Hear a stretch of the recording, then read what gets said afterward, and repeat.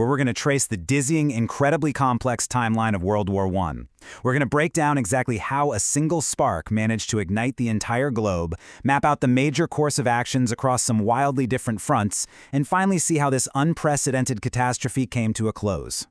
But to really wrap our heads around the sheer futility and tragedy of this whole thing, we have to start with this absolutely chilling fact from our sources. After 4 long years of fighting and hundreds of thousands of casualties in the battles of the Marne, the battle lines by May 1918 were literally exactly where they had started in September 1914. Just let that sink in for a second. Millions of lives were ground down for lines on a map that barely moved an inch. So here's our roadmap for today. 1. The spark and escalation.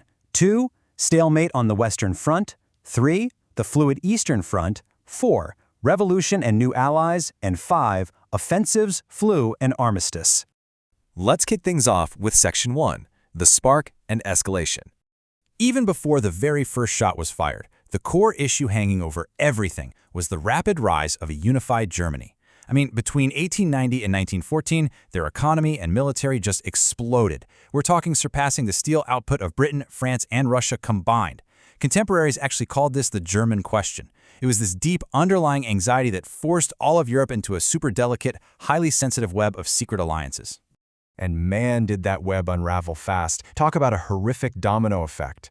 On June 28, 1914, Archduke Franz Ferdinand was assassinated. Because of those treaties, a localized Balkan crisis ended up dragging the entire world into war.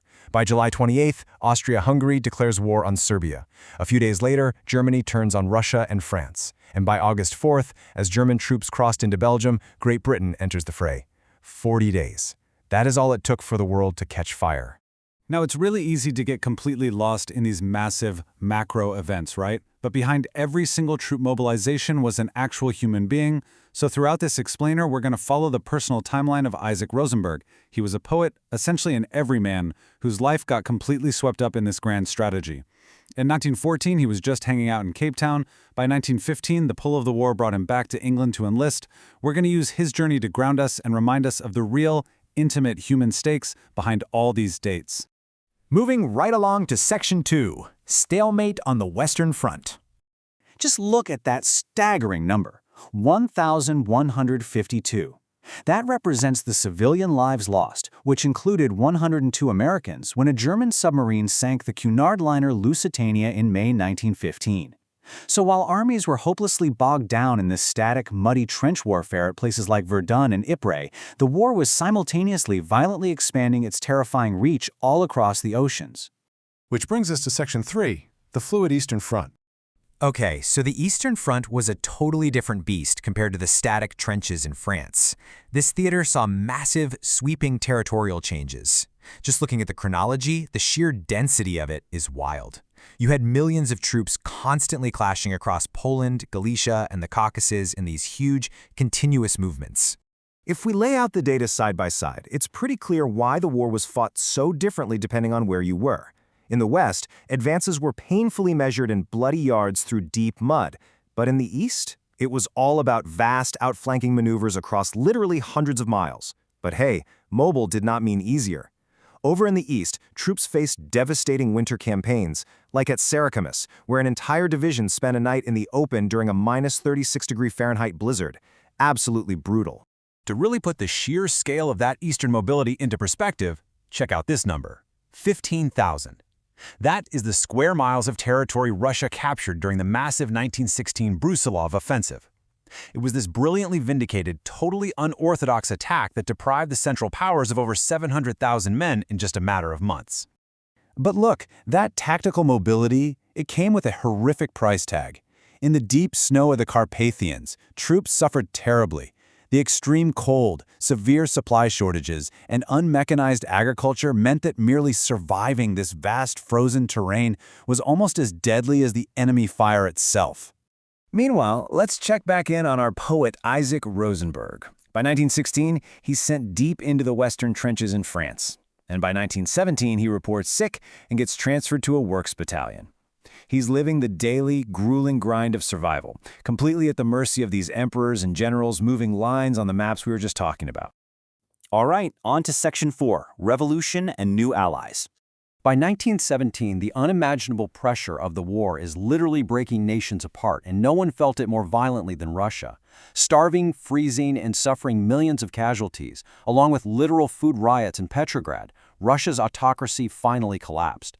The Tsar abdicated, and that paved the way for figures like Kerensky and ultimately the Bolsheviks under Lenin, who seized power with one desperate promise: to end the imperialist war. So Russia exits the war via the Treaty of Brest-Litovsk, and the map gets massively redrawn. The amount of territory Russia ceded was staggering. And for the Allies, this was the ultimate nightmare scenario, right? Germany could now suddenly shift all of its military focus and manpower straight back to the Western Front. But you know, history is all about timing. Just as Germany closed its eastern door, their highly aggressive submarine warfare campaign ends up dragging the United States right into the conflict. Diplomatic relations are severed in February 1917. War is declared in April, and by July the American Expeditionary Force is arriving in France, tipping the global balance of power right back again.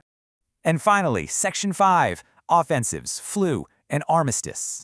So how does this global catastrophe actually end? Well, it wasn't from just one single cinematic battle. Instead, it was a compounding cascade of disasters for Germany. Ludendorff's massive spring offensives completely failed. American troops were arriving in huge numbers. The Spanish flu was ravaging the ranks, and revolutionary mutinies started breaking out at home. The entire German military machine was just shattering under the weight of it all. And then, there was the invisible enemy making things so much worse, the Spanish flu. Our sources detail how the virus just absolutely broke the back of German morale.